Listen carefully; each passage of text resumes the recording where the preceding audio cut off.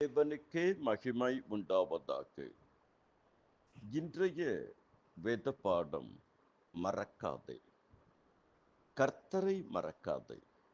நீ அடிமைப்பட்டிருந்த வீடாகிய எகிப்து தேசத்திலிருந்து உன்னை புறப்பட பண்ணின கர்த்தரை மறவாதபடிக்கு எச்சரிக்கையாய் இரு.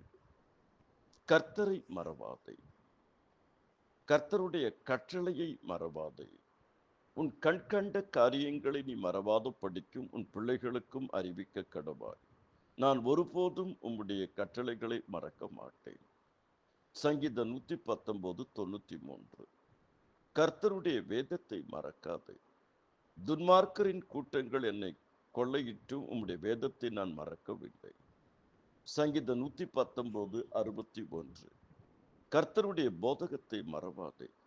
என் மகனே, என் போதகத்தை மறவாதே, உன் இருதயம் என் கட்டளைகளை காக்க கடவது. நீதிமொழிகள் 3:1. உபகாரங்களை மறவாதே.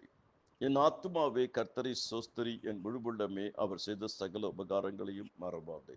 சங்கீதம் 103:2. உபசரிக்க மறவாதே. அந்நியரை உபசரிக்க மறவாதிருங்கள், அதனால் சிலர் அறியாமல் தேவதூதரை உபசரித்ததும் உண்டு. எபிரெயர் 13:2. நன்மை செய்ய மறக்காதே.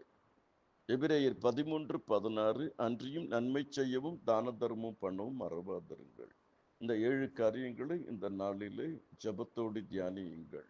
கர்த்தரை மறக்காதே, கர்த்தருடைய கட்டளையை மறக்காதே, வேதத்தை மறக்காதே, போதகத்தை மறக்காதே, உபகாரங்களை மறக்காதே, உபசரிக்க மறக்காதே, நன்மை செய்ய மறக்காதே.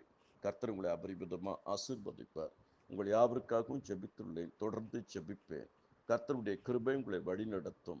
உன் இருதயம் அதிசயப்பட்டு பூரிக்கும். கர்த்தர் தத்தளிப்பின் பாத்திரத்தை நீக்கி போடுவார்.